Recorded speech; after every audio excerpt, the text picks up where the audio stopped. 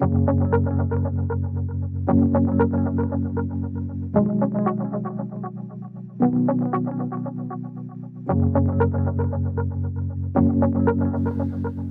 my name's Christopher Hurst. I'm a Managing Director here at Carlisle Kingswood Global, and this video is about leadership and in particular becoming a business leader.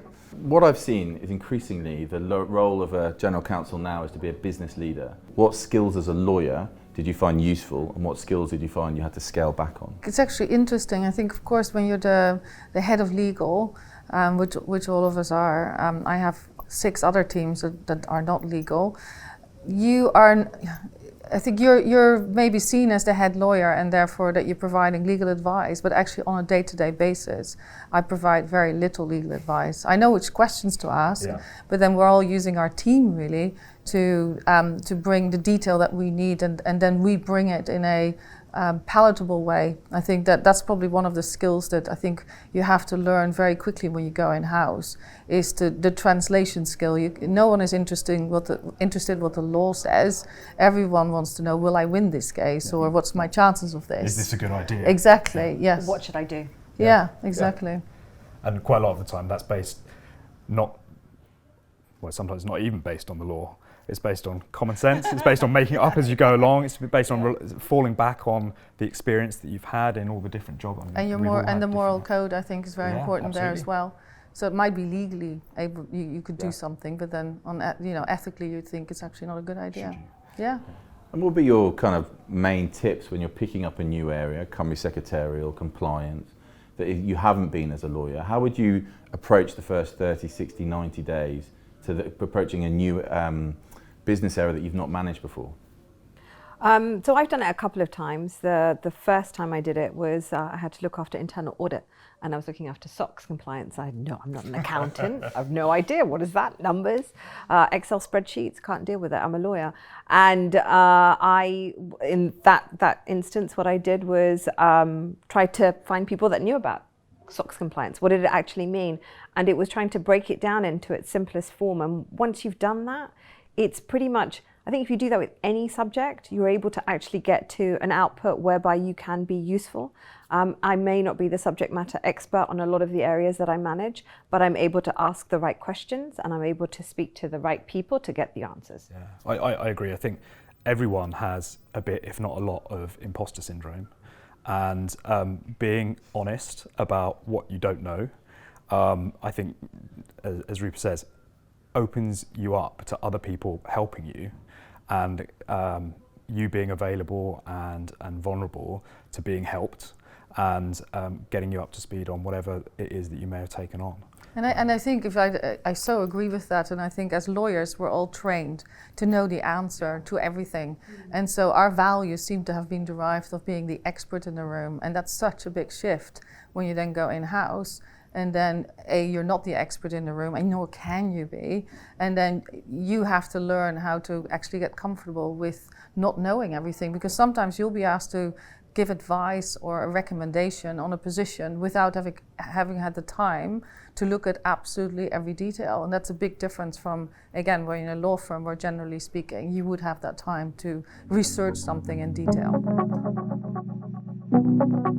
How did you find your own leadership style?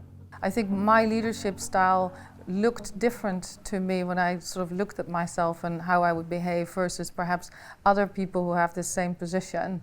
And I had to get comfortable with that. That's okay. And I went from a position of honesty. I'm very focused on people.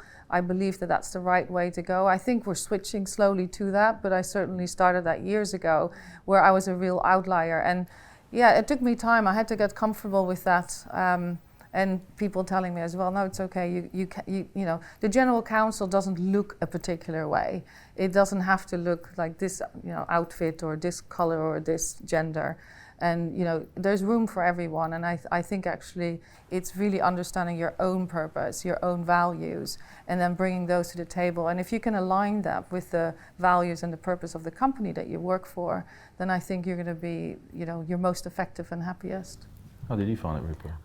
So it was quite interesting because obviously I came from a law firm which is very hierarchical, and you had the partners, and you were always scared to go into the partner's office and all of that kind of stuff. And when I got to the position where I started to manage people, I specifically wanted not to be like that. I wanted to be non-hierarchical. I wanted to be approachable. I wanted that my door is open, you can come in, you can ask me whatever you want, and you can ask me the simplest of questions. I'm really happy to help.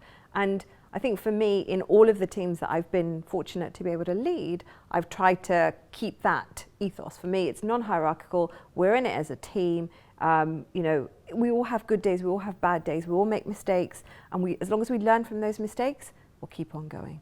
As leaders, our own individual styles are unique, but the component, at least for me, the component parts that have gone into that style aren't unique.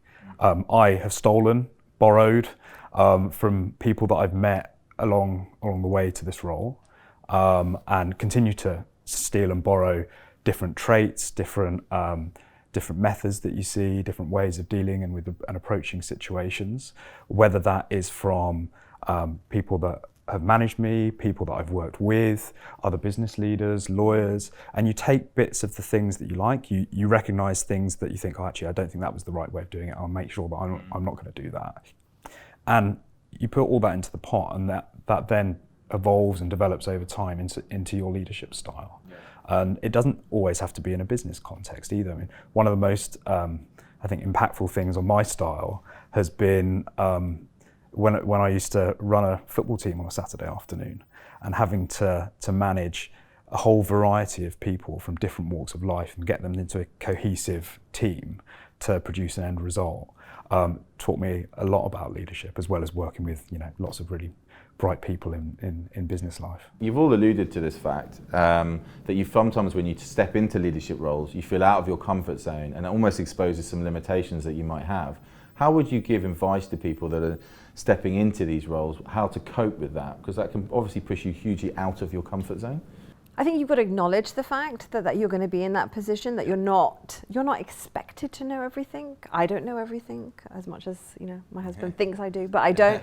I don't know everything, and I acknowledge the fact that I don't know everything. I go into rooms and I work from the position that I am the least smartest person in that room, and I'm there to absorb and learn. And I think going in with that mindset flips it, right?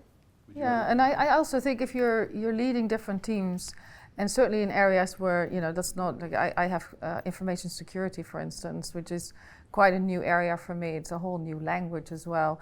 I'm not there to actually do the doing. I'm there to be the leader, and I'm trying to create an environment that helps them perform at their best. And that's also what I see my role as being. I'm there to help the team thrive, because ultimately they're going to do the doing.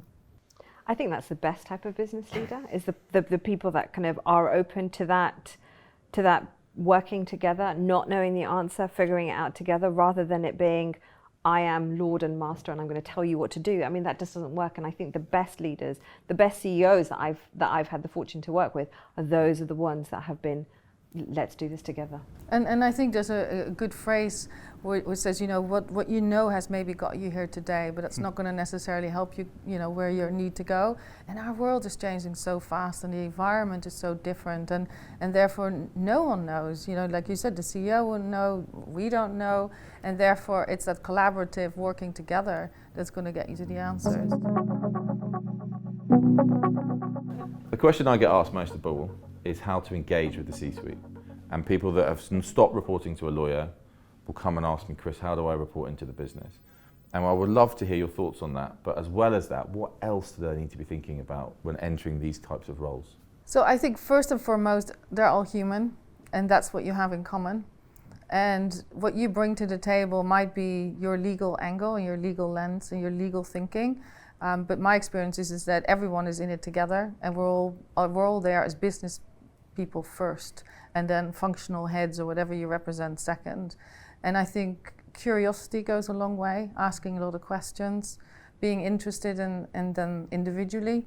That's how you build relationships. And I think you have lots of those conversations, and then when you have to have a more difficult conversation, those relationships that you have built will really help. Definitely agree with Micah, right? It's totally about being curious and asking the right questions. People generally like to talk about themselves. So, going in and saying, tell me about what you do and how do you do it and how does that work? And just opening that door and being seen as being approachable helps you also on the flip side, because then they're more likely to engage with you when they're looking at different projects, etc.